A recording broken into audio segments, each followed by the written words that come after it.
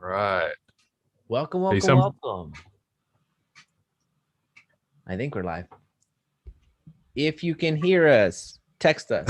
All text us. Shoot us a text. right, there we go. I got the notification. All right. All right, welcome, welcome, welcome, everyone. How's it going, Joseph? Going well, man. Going well. Just winding down here in the Gonzalez household as usual. It's 9:30 p.m. Everybody, well, I got to put the baby down. I think it's only the third time, by the way, that I've got to put the baby down. Yeah. Um, my wife's been hogging the baby. Oh, Hopefully she never listens to our podcast, even though she started listening to the podcast here recently. Hopefully she never listens to this one because she doesn't sell real estate. But but no, it's going well, man. Our oldest son, who's 2 months or 2 years, 2 years old, he just is getting over hand, foot, and mouth. And those of you who are real estate agent parents out there know what that is. It is not pleasant. It's basically like it looks like chicken pox, but it's not chicken pox. And so they get sores on their hands and their feet and all over their body and their mouth. So anyway, yeah, it's been a really fun ride here the last week. So anyway, that's what's going on my side of the world right now. What's going on Jaime's side of the world? man, certainly not that. No, we've just been doing a big migration over into a few platforms, not a few platforms, going from a few platforms into one. So that Yeah. that's been challenging. Losing some files. Where did I back those up? Uploading them and realizing that a lot of the information has changed now. So going through a few edits here and there. So it's more tedious.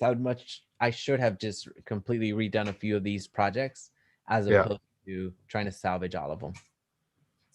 Well, you live and you learn, right? So you mean your team is moving over from a different platform? Is that what you're saying? Yeah. Like to a different platform? There's a certain mafia that we're moving away from. Yeah. Into a centralized location. So now that Got it. the files are pretty much done, now I got to work on the domains going over. So yeah. That might be a lot for others to take from you once you get over there, though. Once it's all taken care of. That's true. Yeah. Might be a good video for you. I'm gonna write that down because it's a great idea. Awesome. Well, you want to let everybody know what we're talking about. By the way, those of you who are coming in, make sure you let us know where you're coming in from, and we'll get this show on the road, if you will.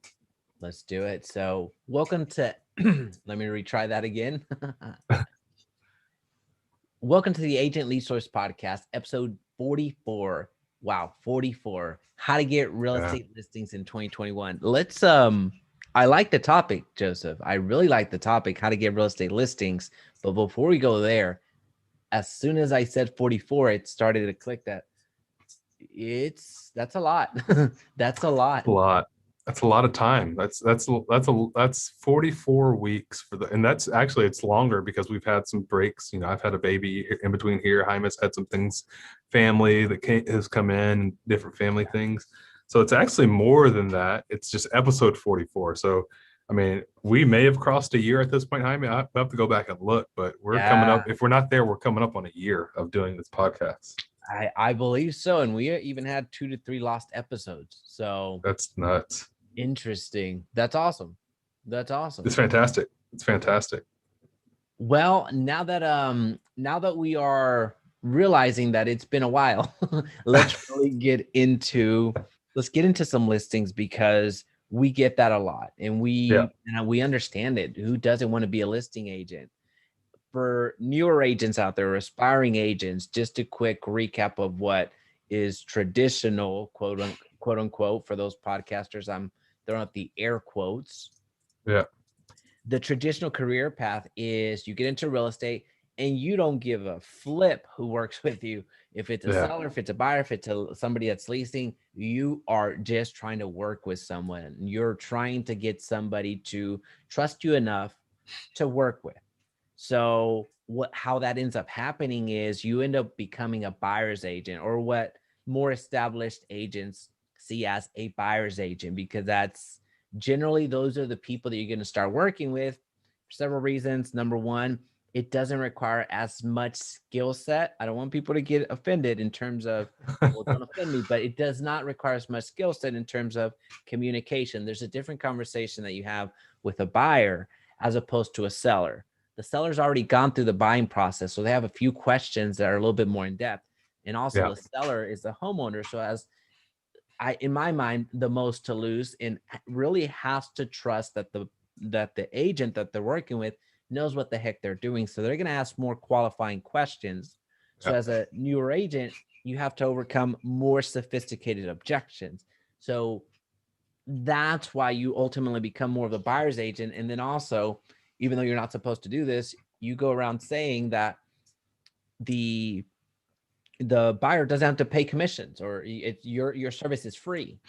So that's something that you certainly don't want to say that from a compliance standpoint, but also just from a pure, like, take control of your industry, take control of your Yeah. profession. Don't go around saying Show that you this have is some value. Yeah. Show you exactly. have some value out there in the Don't game. discount yourself. But that's the career path. You go into the buyer's journey most of the time, and then eventually you start going into the listings, where we all want to jump into is the listings first. And that's Yeah. understandable. But at least that's been my interpretation of the career journey. What do you think? No, I think that's typically how people get into the business. One, a buyer seems easier to deal with, one because you've probably rented before in the past. And going through the renting process and the buying process are somewhat similar. They're not that far off. And maybe if you're a new agent, you also have bought your first house, so you know what that experience is as well, right? So if you start looking at these numbers, but very few of these agents that are new have ever sold a house, or excuse me, sold their own house. So they've never been through that. So they may have seen a mock contract, but they haven't actually gone through the fire of selling a house. So you sit back and you're like, okay, because let's talk about being human for a minute. Most humans don't want to learn something new. It takes time, it takes effort, it takes brain space, and you have all these other things that are happening already that you need to learn about. And so learning, one, how to sell real estate, but also how to get a listing sold is very different than, hey, I kind of know some stuff about buying a house or kind of know some stuff about renting. It should be similar versus, oh man, I got to go learn how to do all this stuff and worry about, listing somebody's house that's $500,000. That's very scary. So yeah, I agree with you. Most agents will probably, and if we did a poll, most agents start off as buyer's agents without a doubt. I think the group that we're a part of that we help moderate, 60,000 agents, 64,000 agents. I think it's actually 66,000 agents now. I think they would probably say the majority of them start off on the buyer side. I would venture to say probably 90% of them start on the buyer side. Yeah. Yeah.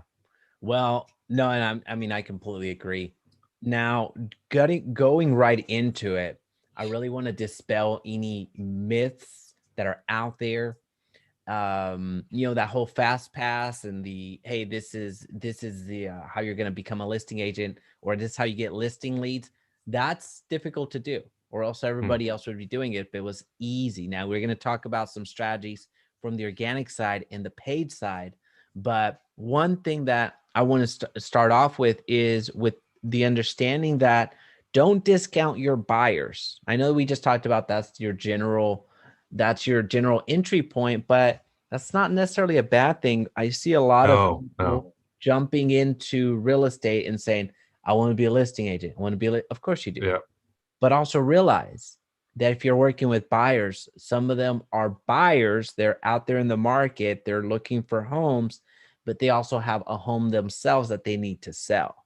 that's correct. So that's something that we forget always. And we'll talk about again some of the ads that we are collectively running, and then some organic strategies that we're using. But we discount that a lot. Hey, just give me a seller ad.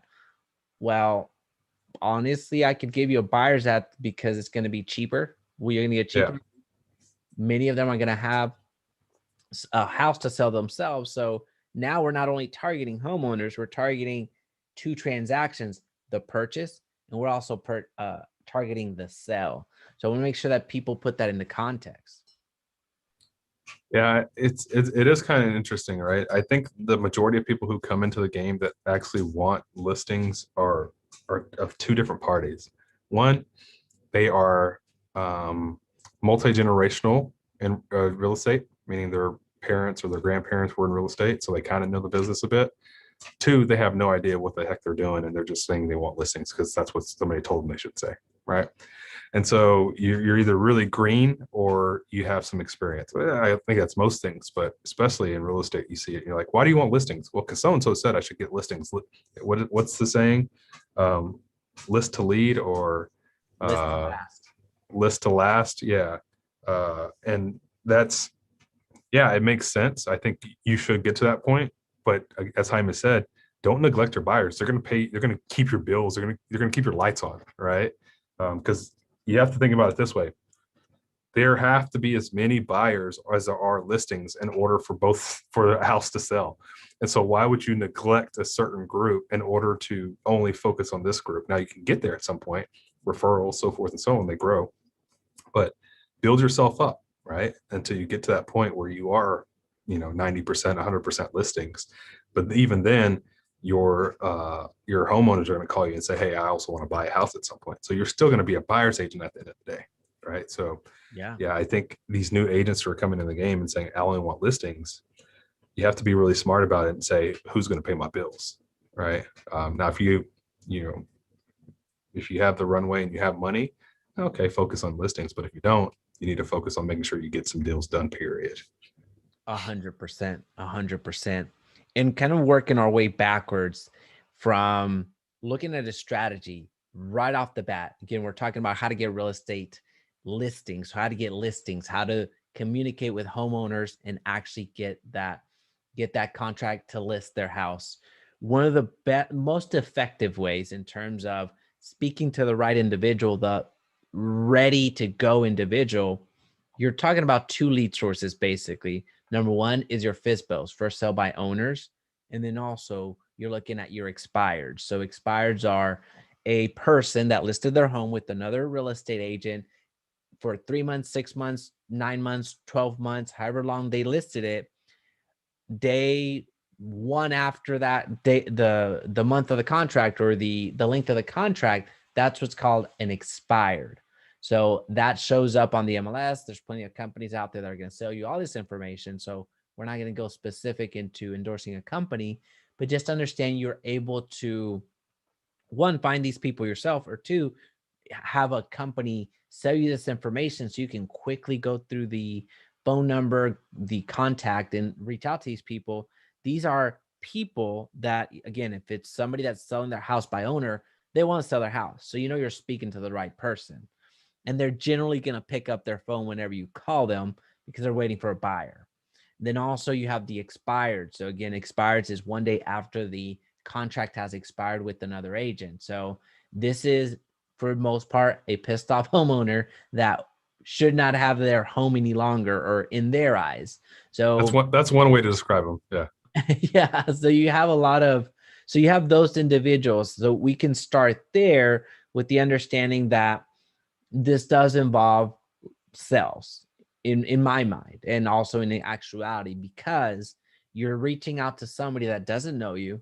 You need to establish rapport as quickly as possible, and you have to build that confidence that, okay, I'm at least going to give you a shot. So you are swimming upstream. It's not impossible. I know plenty of listing agents, newer agents, that started in that business, and that's been their only mechanism of business generation. And they've been wildly successful, but it does require a special skill set in terms of being persistent in taking a little bit of a beating here and there, but also being effective with your communication, because again, a lot of this is over the phone. So not only do you have the mental toughness of hanging in there, staying in the pocket, and then just continuing to come back and be more effective and refined with how you communicate. No, I like those. That's a good starting point for a lot of people. One, it's going to weed out the people who don't like making phone calls because there's going to be a large amount of those folks. And two, if you can stick with it, you're going to find that you're going to be able to convert more leads. It's really interesting when you start talking about FSBOs and expireds, because there is something that that happens whenever you start looking at the numbers. There's going to be this group of agents that say FSBOs and expireds just don't work. Those are the people who tried it for maybe 30 days max. And then you're going to have this subset of people who have stuck it out and have done it every day for 90 days to 180 days to maybe an entire year. And all of a sudden, these are $200,000, $300,000 earners. And they're like, I don't know what you're talking about. It works, right? And so you've got these little parties, if you will, in real estate that are, we'll call it the quitters, right? Or those who just don't like that part of the business. And then who typically start quitting everything else. And again, if you're watching this, hopefully you take this as motivation to not quit something. And then you have the ones who are very motivated and continue doing it. And then they find the other things to do as well to grow their business. And so when we start talking about, calling FSBOs and expireds, I am part of that camp that does not like doing cold calling, but I also know how to do digital marketing, right? Which we'll talk about a little bit later for getting listings. But I think that if you are in the States and you can pick up a phone and have the right conversation, as Jaime stated, being able to carry a conversation with the seller and knowing what they want to hear so that you can go see that house and you can get in front of them, your likelihood of somebody telling you no once you see them in person is much, much lower than they would do just on the phone. So you need to figure out ways to do that. And I have a strategy for that, Jaime. I don't know if we want to share that now or share it later. It's going to upset a lot of agents, but in the market that we're in, you'll win a lot of business. Let's upset them now. All right. Well, let's talk about it then. I don't care about upsetting. I'm just making sure people, know what's coming. So yeah, I watched. Well, let me say this first. All things lead back to a conversation. All sales, right? Real estate is sales, whether it's relational or if you're transactional. I hope you're relational because that means you'll do more business in the long run. But what will happen is you're trying to build a relationship. And whenever you're trying to establish a relationship, whenever you try to win friends, right, and influence people, what you're doing is you're trying to figure out a way for you to scratch their back and, scratch that itch that they have, so that in return, right, law of reciprocity, they'll do the same thing for you. And so somebody that's coming off of expired or somebody that's listing with FSBO is usually not wanting to list with the agent for some type of disdain for agents. Maybe they don't feel like they deserve the money that they're getting, one, or two, they just try to sell my house and they really sucked at it. So every other agent probably sucks. So you need to learn how to have a conversation with this person. And, the reason I'm bringing this particular strategy up that I'm about to talk about is because I know one of the listing agents, number one listing agents in the United States uses this strategy for a fact. And this is kind of paraphrasing his quote is, I don't care if it's 1% or 6% or 9%. I don't care what that number is. If I can get the listing, I'm probably going to get the buy side.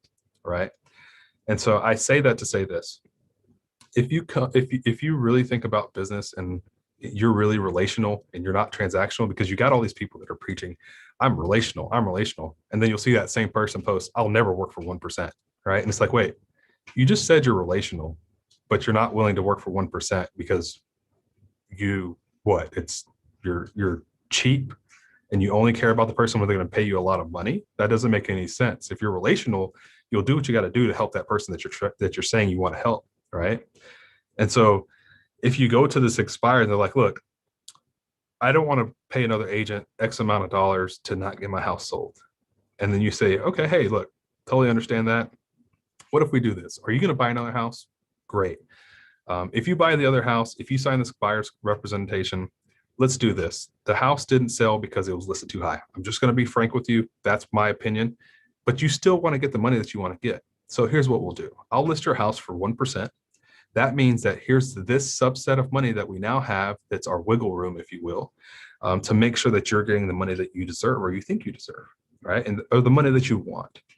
And that's our wiggle room. So if the house sells for more, you make more. If the house sells for less, you still make what you wanted to make, because I'm listing at 1% now, which is whatever the house costs, right? So let's say it's $15,000 over list price. They need to bring it down $15,000.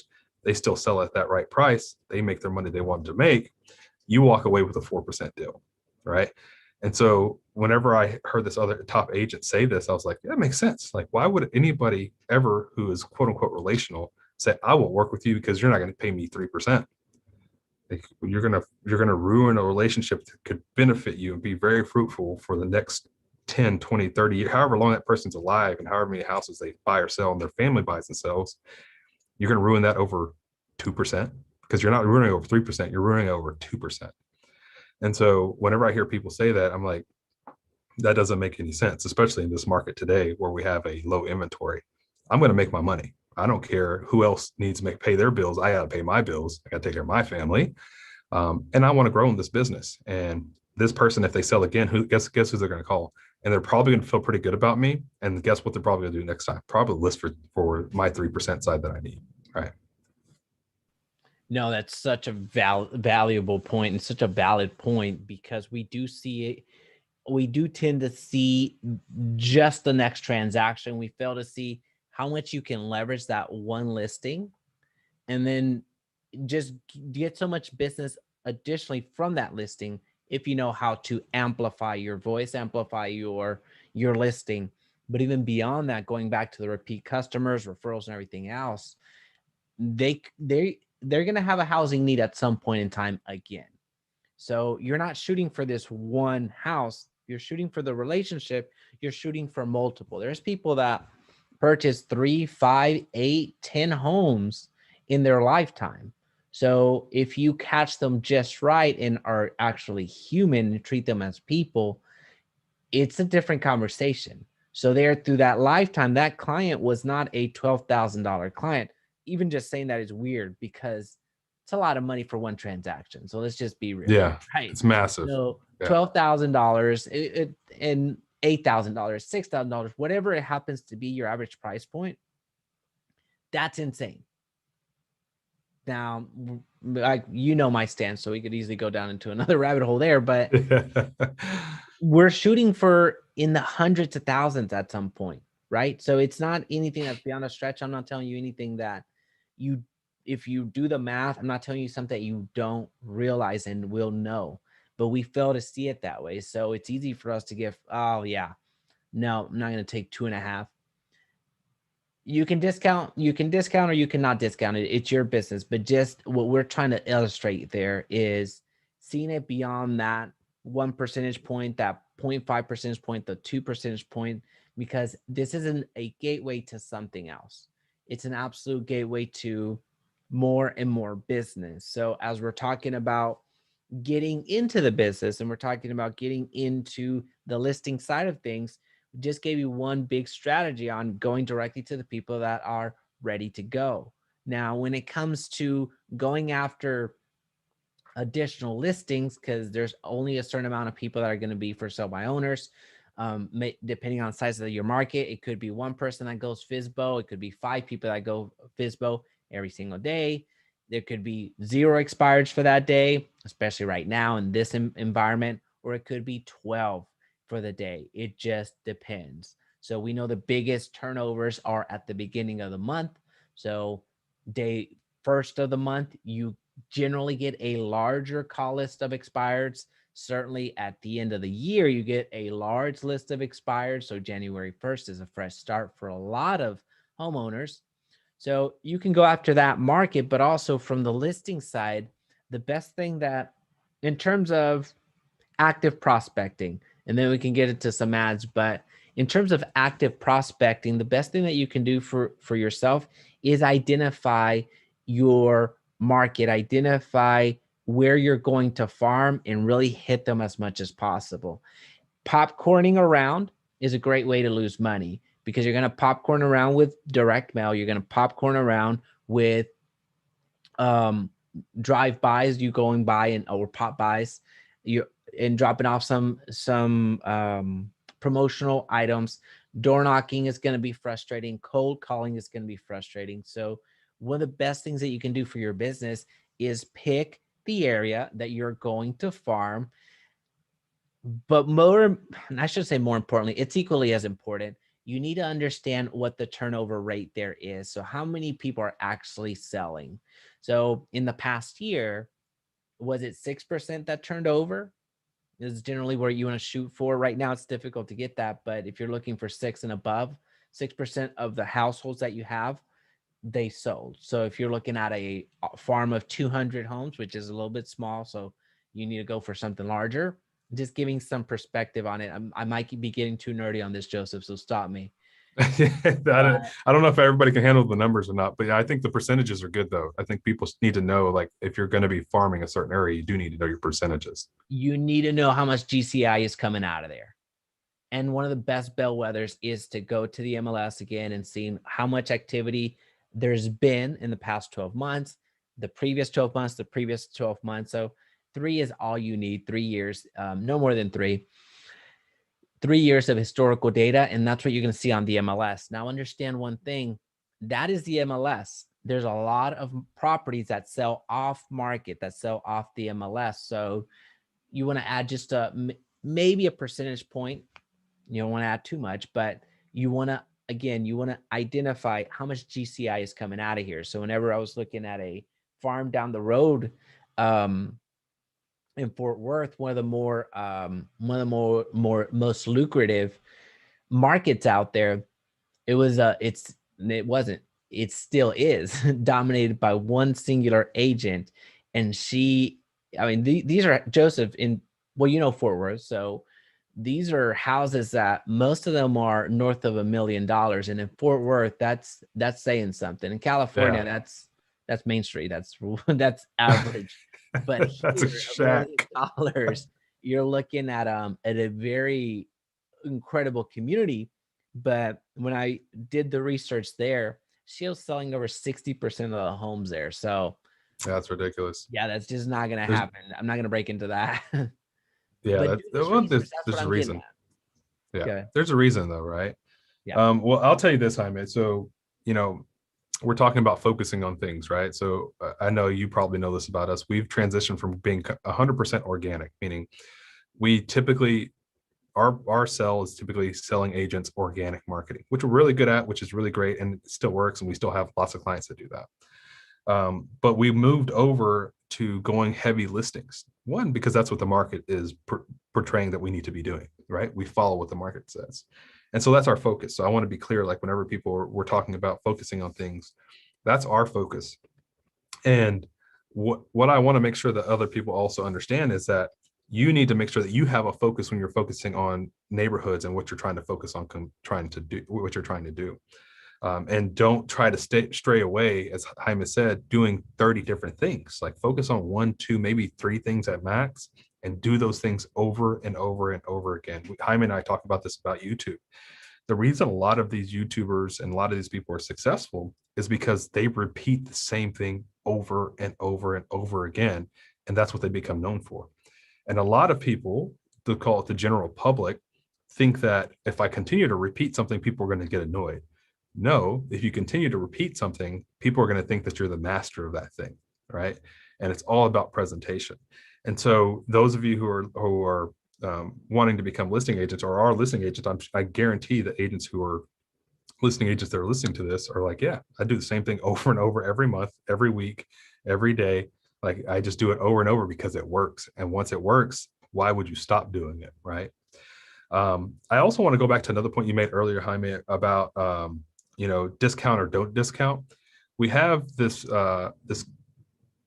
perception of discounting, and I want to make sure people understand, if you are trying to build a relational business, I wouldn't consider it discounted, right? I would consider it a favor. Hey, I'm doing you a favor by doing this, because if you use that word, then one, it feels better for you. Two, the other person is going to feel like they owe you something. And that's, if you read any, money book, any billionaire's book, that law of reciprocity is so strong whenever you start using, hey, I'm doing you a favor. And even here where I live in Asia, a lot of people, when they do something for somebody, they know they're going to get something back. Even if they're not expecting it, they know they're still going to get something back. And that's just the way the brain works, right? That's the way our minds work. So if you can switch your brain from going, hey, I'm just giving somebody a discount, instead of, hey, I'm doing somebody a favor, you start doing a favor, and and you start putting more positivity out there. And we're starting to get to a little hokey spot here with all this stuff, but that just seems to work really, really well. Like you don't ever think negatively about your business. You just think positively. And all of a sudden more business just start flooding in. So I want to make sure I talked about that. But anyway, I digress on that part of it. But as we talk about this farming, here's one thing that I'll take a digital here. A lot of people don't think about this. A lot of people will do like everyday direct mail, EDDM, I believe it's what it's called. Is that right?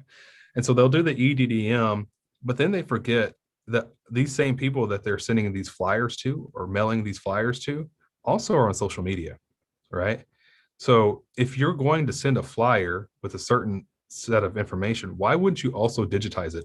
The reason I say that is because you had to have it in a digital format to put it in a paper format, right? So it's so much easier to then take that information and literally just read out the same script that you sent out on video and pay $1, $2, $3, $5 a day to farm an entire neighborhood, even if it's a large neighborhood like some of the neighborhoods that we used to live in, where there's thousands upon thousands of homes. Those people are going to see that. Those same people are going to see your face everywhere. And so I I implore you, if you're doing these mailers that cost you thousands of dollars to send every month, also do a video for $5 a day and just let everybody know what you're talking about. And even if you change your newsletter every month, change your video every month. It's not that hard. It'll take you 30 minutes to an hour to put it all together. And then it's running for 30 days. And it's the same information, like we talked about earlier, and you're just hitting them over and over and over again. And all of a sudden you become this quote unquote local celebrity, this thing that everybody's trying to sell agents these days. You just did it by yourself.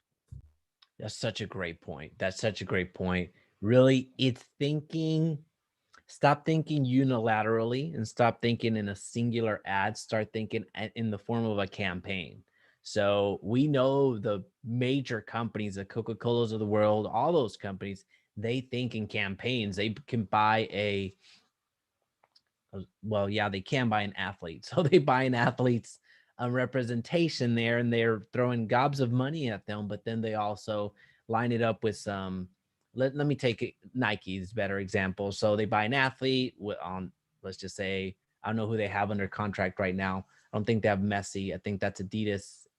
But anyway, they buy a soccer player and then they build campaigns around those, knowing that that's going to be their spokesperson and spearheading it. So same way that you're launching these mailers out there, bring them back onto the platform. So, and also, even if you don't bring them back onto the platform, make that video with the same message go everywhere. Yes, you're not going to be able to hyper target.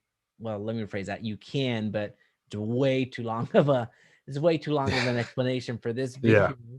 But you have the ability of conveying the same message at the same time whenever you're sending out your mailers, putting a barcode on there and bringing them into the digital space so you are able to retarget them. That's huge. There's a lot of opportunities for you to say text X, Y, and Z for your home's value instantly, whether you whether you have that system to do it or not, which they exist, or it's just your cell phone. You better get to it very, very quickly. But it allows you to take people from the physical space where it's very difficult to track and turn them over to the online space. So you have that cohesion. You're thinking in campaigns as opposed to just a singular ad. Those are great points. No, that's very cool. Yeah, I didn't think about it as like a large company like a Nike or one of those. It's funny you say that because I was talking to one of our agents that we just onboarded, and I think I text you, Jaime, maybe they're going to be spending like $4,000 with us per month, right? And we're working on a referral basis, so it behooves us to do really well for them because we get paid on the back end. So that means we're going to do obviously our best job. But his thing was he had just spent a lot of money. We'll just say it's about $20,000 on a radio spot. You know how many leads he got from that radio spot? 0, right? Yeah. And so I know as soon as we turn on our ad campaign, we're doing Facebook ads for him. As soon as we turn on Facebook ad campaign, within 24 hours, he's going to have leads coming in. And not only that, since we're doing this $4,000, he'll probably have anywhere from 13 to 60 leads per day. Or yeah, is that right? 13 to 60 leads per day with the amount of money that we're spending. And so he and I were having a conversation. I said, you could have spent that $17,000 in all the cities that you're looking at, trying to infiltrate, if you will. And he's a top agent in the market. And you could have been everywhere, literally everywhere, every restaurant, every, website, everywhere for that $17,000. If you want to spread it out over the course of a year, that's $1,000 per month in video marketing. You could have done 100 videos and spent $2 a day on each video, and everybody in that market would have known who you were for $17,000 without a shadow of a doubt. You could have targeted grandparents. You could have targeted so many different levels of people that you wanted to target for $17,000. You have no idea. And he was like, yeah, I know, I'm shooting myself in the foot. And I was like, you have to understand this. Like, those agents who are listening to this, and those of you who are watching on YouTube, I'm not saying you have to spend $17,000 or $20,000. What I'm saying is your reach goes much further whenever you learn how to digitize your marketing, right? And so you have all these companies that are selling you all this paper stuff. And I'm not saying it doesn't work, but as one of the agents that's out there that's crushing it right now, I'd rather pay less for a lead, 2 cents to get a seller who's expired or FISBO to make a phone call, and then pay $17,000 for a radio spot. That just makes more sense. No, 100%, 100%. One point that I wanted to make about the organic side, the free side, and then we can really break open on the paid if you'd like. From the organic side, we've talked about social media plenty of episodes, and we've given you exact blueprints on how to post, and maybe not when to post, but more of the content to post that's going to elicit some responses that you want. Something I want to remind people of, especially as you're looking to generate listings right now, is really take inventory and appreciate who you're speaking to.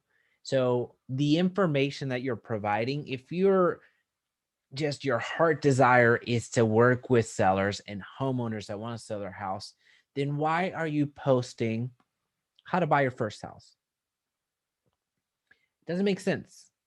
So the left hand doesn't know what the right hand is doing. So I want to remind everybody, as you start either transitioning in your business to a listing agent, or want to really get started with listing agents, start speaking with homeowners. Start speaking with homeowners and start speaking their language, what's valuable to them. What do they, refinancing would be one of the things that's important to them. How to remodel their home is something that would be important to them. Understanding what the benefits of being a homeowner are, whether that's tax purposes or whatever, contesting property taxes, all that fun stuff. Start speaking to the homeowner as opposed to speaking to somebody that's looking to buy their first home, or the renter. Nothing wrong with them. But what we're talking about here is how to get a real estate listing. So as you're looking to migrate into that part of your business, start speaking to those individuals, start making the videos that homeowners would watch, start making the posts that homeowners would find beneficial, start making the graphics that homeowners will appreciate and just save into their computer because they're going to use that later. So let's not forget that we don't have to overcomplicate it. I know that's not sexy in telling you that, but we do need to remind ourselves who we're speaking to, so we can have we know that at some point somebody will reach out to us, and it's not going to be a buyer as an example. It's going to be that homeowner that's been following your content for a while. It's been following you for a while, and it just so happens that now's the right time for them to sell. Yeah, messaging is important, right? Like if you're trying to become a listing agent and get these listing leads and listing business, your messaging is highly, highly important. So you were talking about going organic a bit, right, before we dive deeper into paid.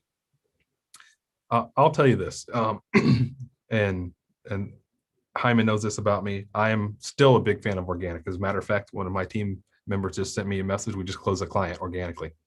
I didn't do anything, right? Like, I set up the messaging to get started, and then they do all this stuff, right? So like organically, we paid $0 to get that business. We paid in time, but we paid $0 to get that business.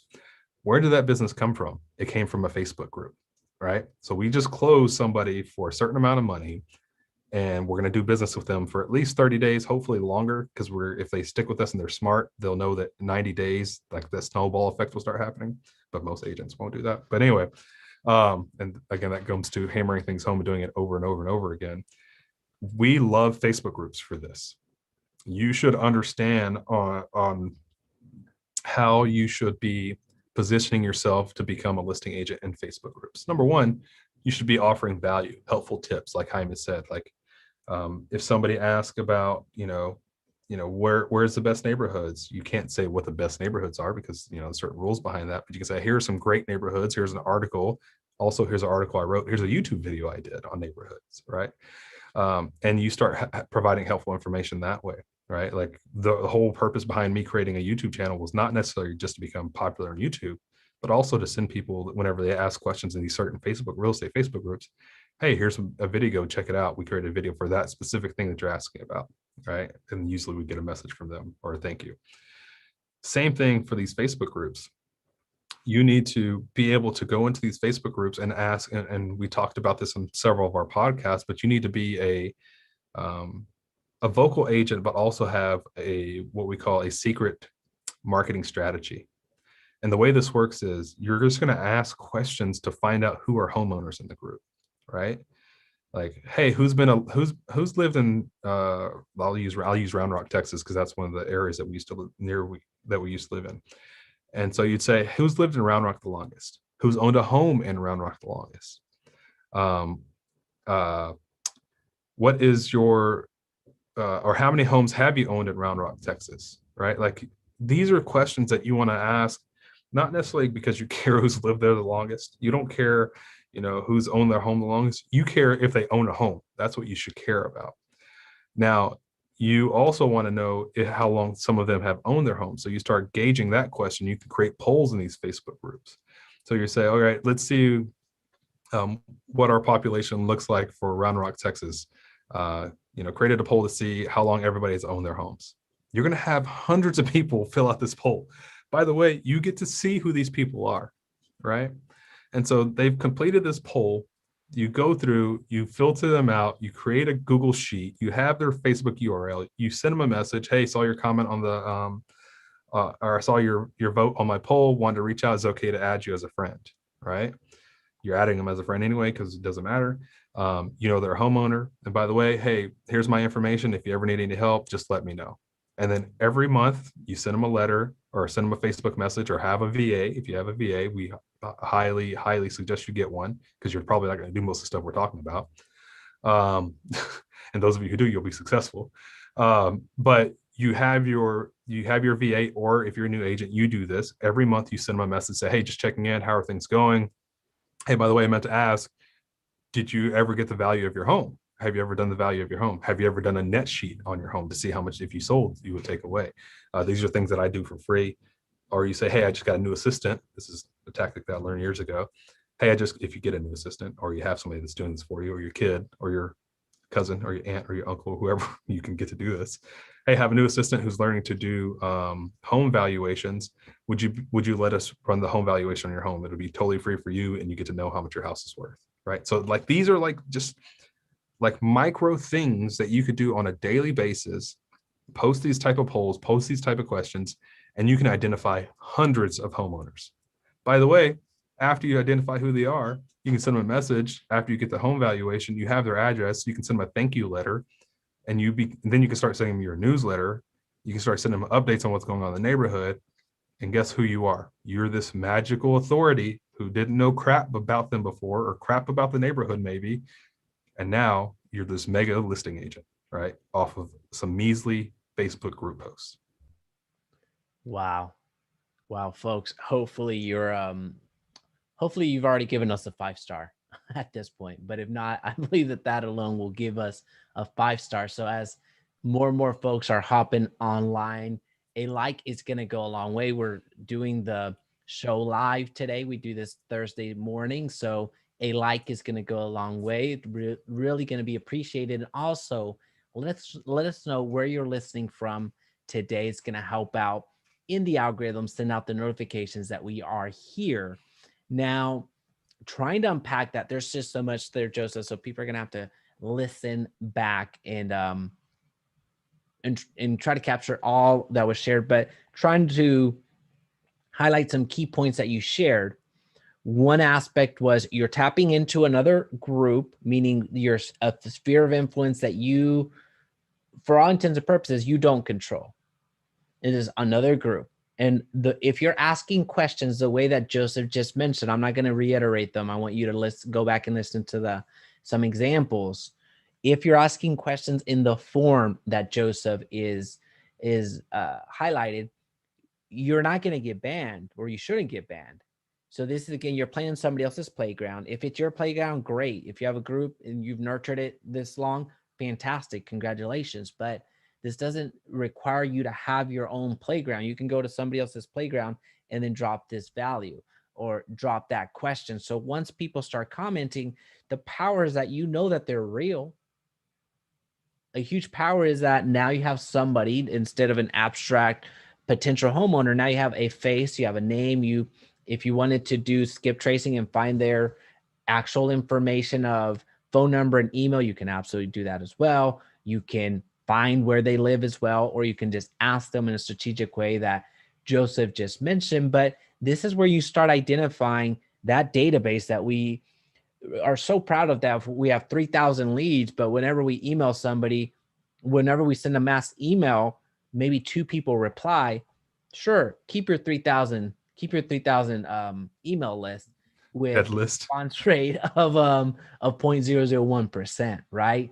So it's these people that you have folks that, instead of trying to spend $3,000 trying to farm an entire area, now you're spending $30 with 30 highly qualified people to speak with that happen to be homeowners.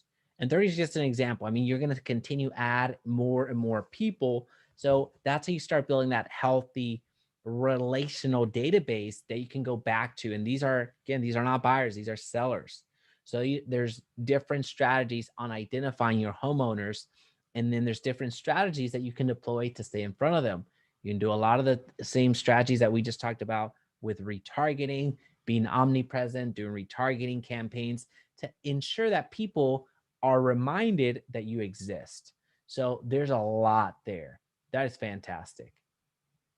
Yeah, I like that you hit on that next point. By the way, if you're listening to this, if you missed the strategy or if you heard the strategy, make sure you drop a comment here on YouTube. Those of you who are watching on YouTube, those of you who are listening on the podcast, if you enjoyed that particular strategy, first employ it, come back and leave us a 5-star after you get your first listing, because you'll get a listing from it. I like that you said be able to then retarget them, right? Using your retargeting campaigns, because there are certain things you're going to be able to do. Like, let's say, for example, you wanted to get them to know who you are, right? You create a short video, put it on the landing page, put your Facebook pixel on that landing page. The video is like, hey, you send them a quick message like, hey, so-and-so, thank you for, completing my poll there in the Facebook group. I really appreciate it. I just like to send a message to let everybody know who I really am. Just love to help our community. If you want to get to know more about me, here's a link, just a little video explainer of who I am. And you have a video. It's like, hey, my name is Joseph Gonzalez. I work for Remax or whatever company you work for, EXP, Keller Williams. I don't want to put anybody out there that hurt anybody's feelings. We'll even say JB Goodwin for those of you who are still there for whatever reason. But you put a video out there. I work for this company. This is what I do. I love helping buyers and sellers, or if you just want to focus on sellers, and love giving people updates on what's going on in our market. And by the way, I love dogs. Or give them a little tidbit about you. I have 2 kids, and they go to XYZ school, or maybe you don't want to give them all that information, but you give them some type of information to let them know that you're a real human. You're just not trying to sell them something, even though at the end of the day you are. And then all of a sudden you have a Facebook pixel, and that Facebook pixel, then you run another Facebook ad for a couple dollars a day that shows your face. Hey, it's just me again. Just wanted to say hi.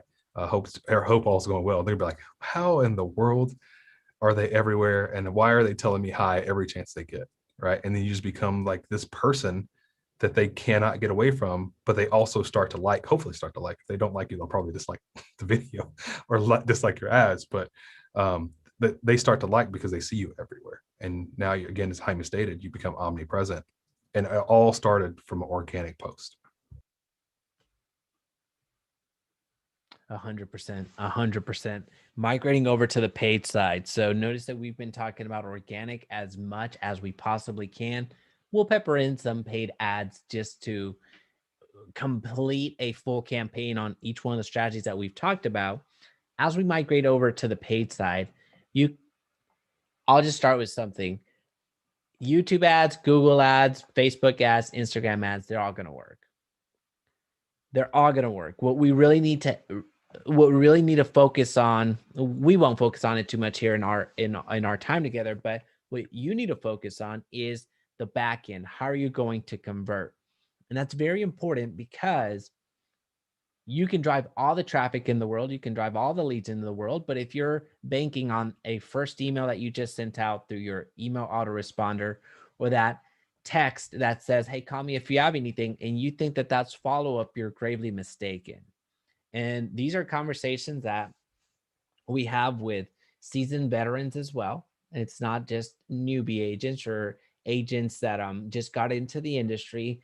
There's that, hey, I just sent them an email and I asked them to give me a call if they had any questions. That's not follow-up.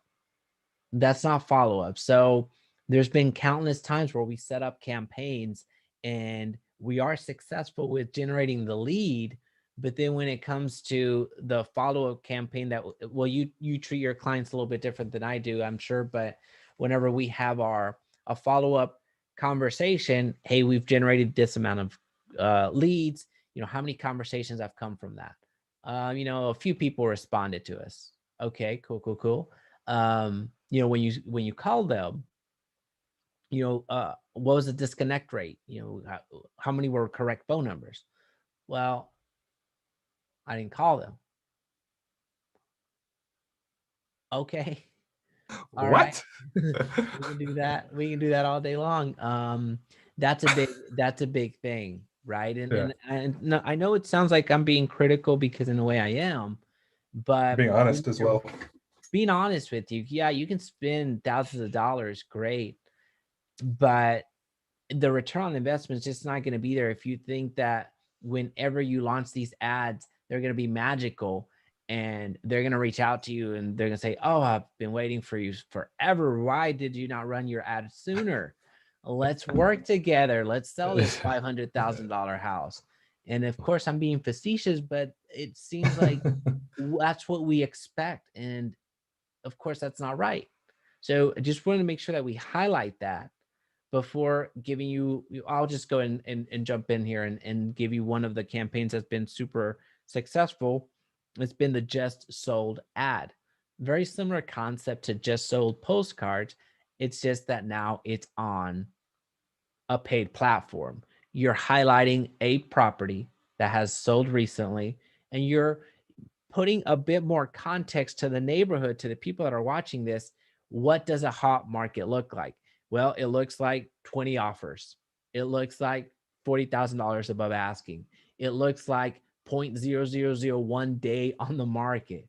That's what a hot market looks like in Crescent Springs, Deep Ellum, Bishop Archer, getting molecular, because people are not going to understand like, oh, your home has appreciated forever. Get your home valuation now. Well, one, I don't know what appreciation means. Sorry. I don't know what is good or not. You're a realtor, so of course you have an agenda.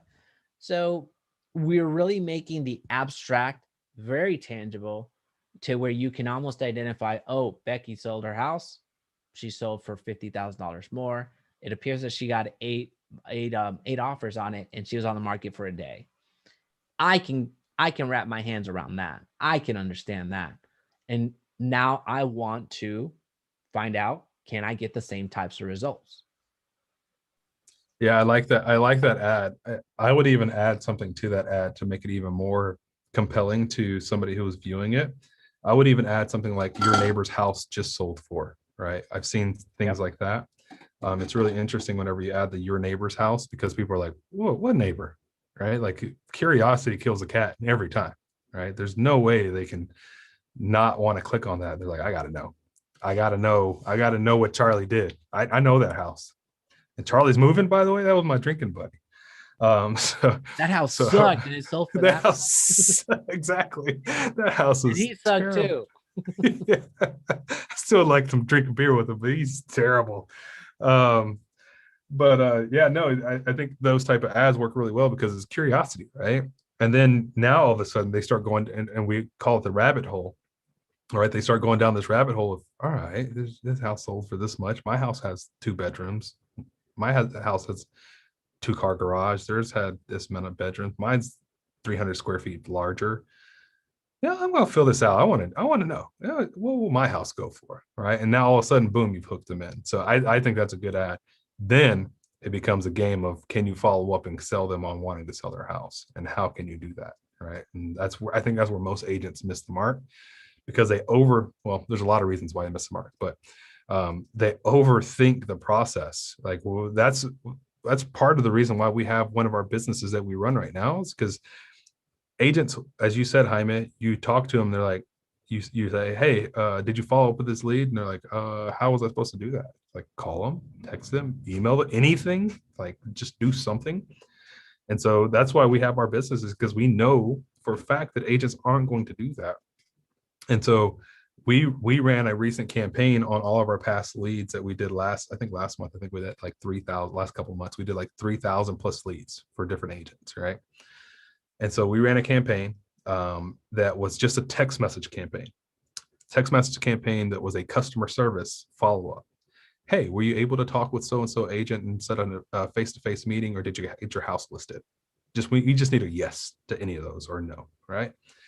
Of those 3,000, I think 100 and I can't remember, it was like 168 or 170 something.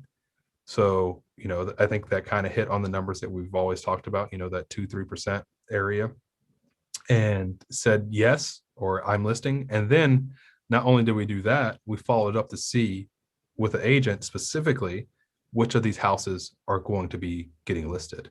One of the agents has over $2 million. The agent, luckily, is a really good agent. And guess what he did? He also followed up with his leads, and he also knows what's going on with him. And so all the other ones we've messaged, they're like, I don't know what's going on. We're like, what are you talking about? Like, how can my VA, who you don't want to pay to have as a full-time VA, do a better job than you, who has quote unquote less industry experience, can send a text message and get more follow-up than you can? It doesn't make any sense. So I say that not to degrade any of the agents who are listening to this. I say this to say the market is open, ladies and gentlemen. Like, if you want to generate listing leads and use the ad that Jaime is talking about, or some of the ads we'll talk a little bit more in depth about later, if you just do the follow-up, you're going to beat the majority, 90% of agents, because they just won't do it because they're scared. They don't know what to say. And I'll give you a line. Hey, is this John at XYZ address? Hey, John, by the way, this is Joseph with XYZ Real Estate Company. You just filled out my Facebook ad. I want to make sure that I have the right information before I run your home valuation, or before I do XYZ for your house, or before I send over this information. I have the right person. That's all you have to say. And you're going to say yes or no. Somebody used my name, or somebody used my phone number, right? And whatever happens from there, then you do your job as a real estate agent. Let me get you a CMA. Don't say CMA because nobody knows what the heck a CMA is except for real estate agents.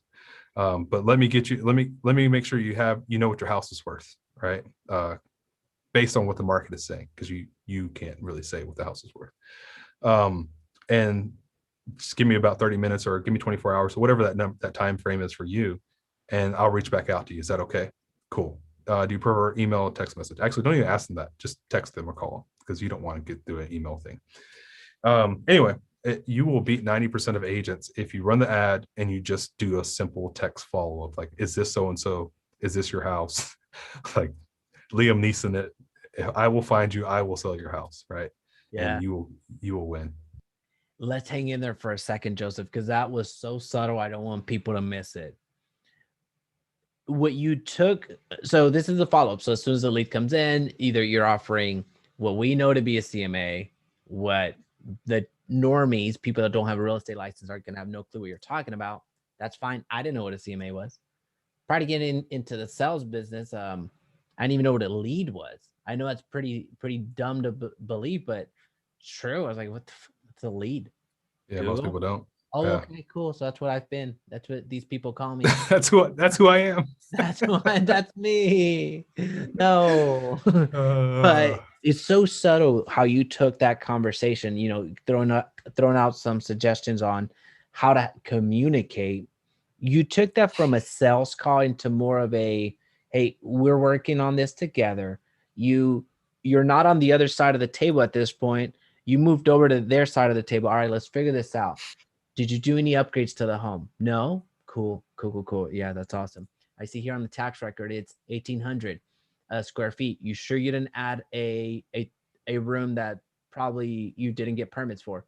Well, you know what? I did convert my garage. Okay, cool, cool, cool. Awesome. So your work you took that conversation from being that salesperson, which many of us are uncomfortable doing. I'll admit I'm uncomfortable doing that a lot of the times, but I you just don't like doing it. I'm just gonna be there you honest go. with So you. I'm good, but I'm I a don't like text. doing it. I'm a text message king though. I will close $2,000 on a text message.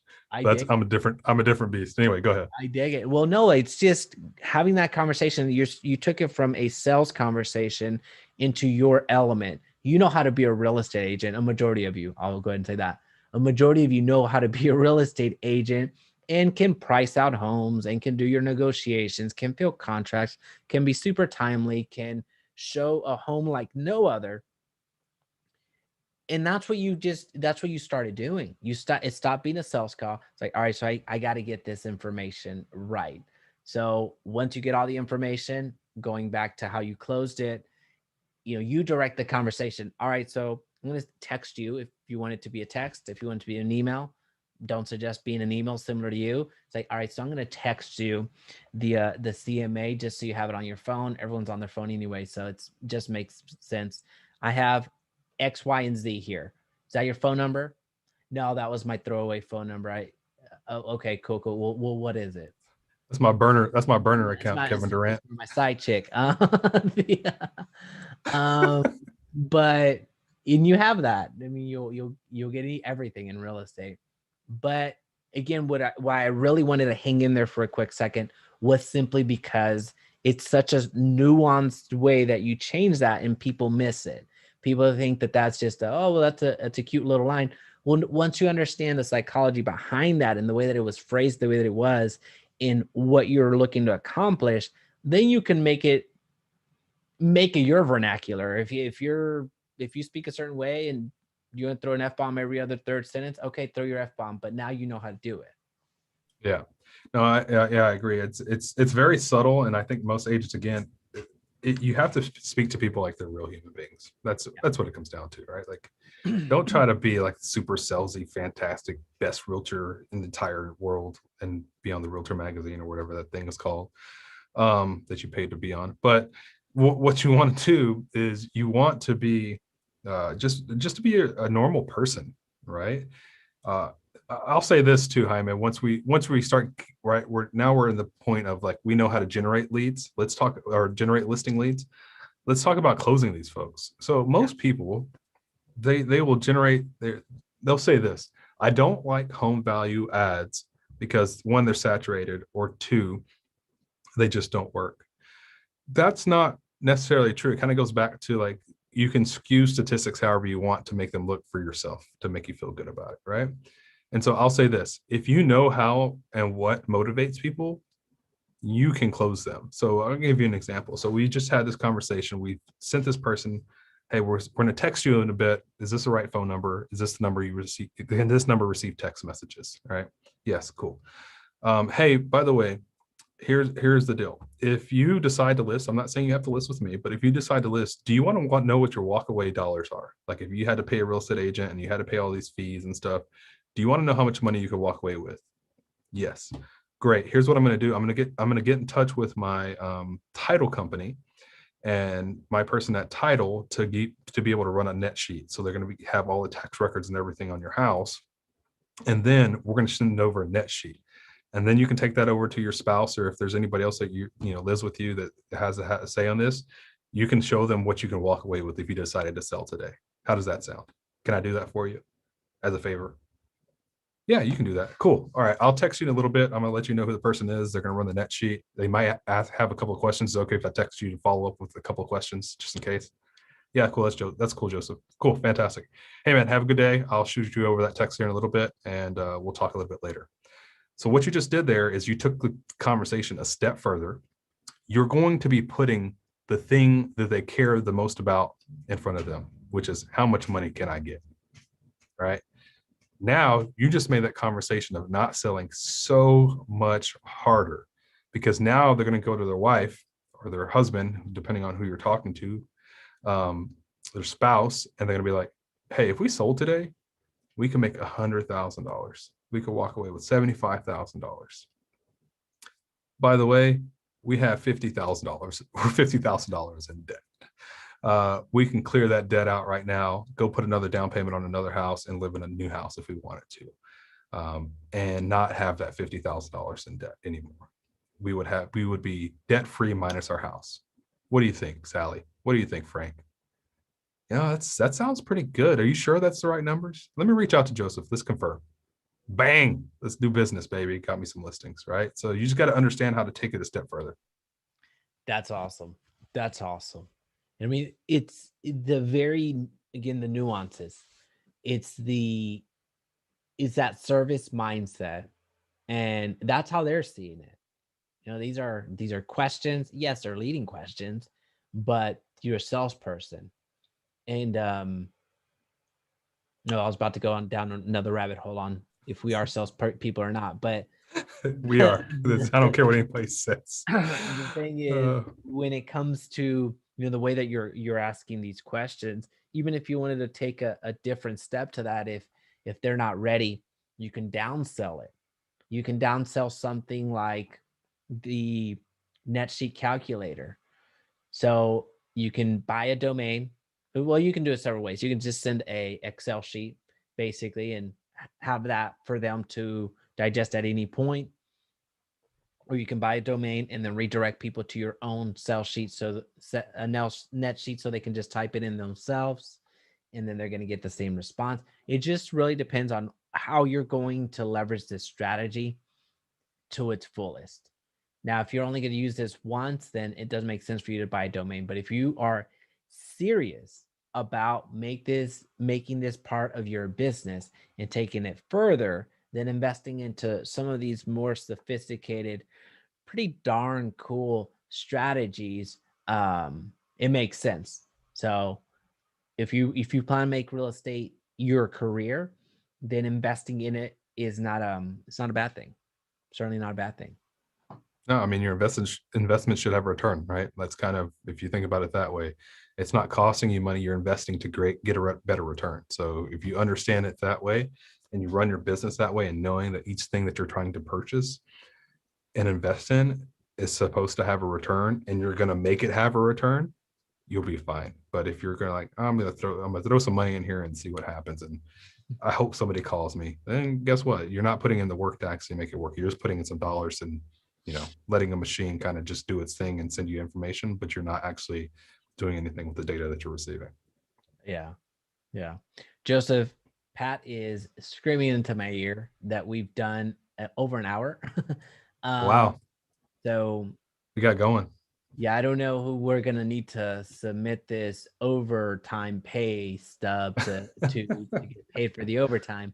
But if you're listening on the podcast, a 5-star review is going to go a long way. We actually have a heart out now because we don't have time for parting thoughts, according to Pat. Yeah. So thank Pat for all that. Good. As all far right, as ladies and gentlemen, if you're listening to us live, a like is going to go a long way. And also, don't forget to come and hang out on Thursday mornings. That's when we do the live recording. If you want to come and hang out with us, we certainly do welcome that. But then also, we really do want to stress that 5-star review on podcast, on the podcast platform of your choice. It really does help. It really does help. So really appreciate any consideration that you have for us. But outside of that, we'll talk to you next week. Thanks, ladies and gents.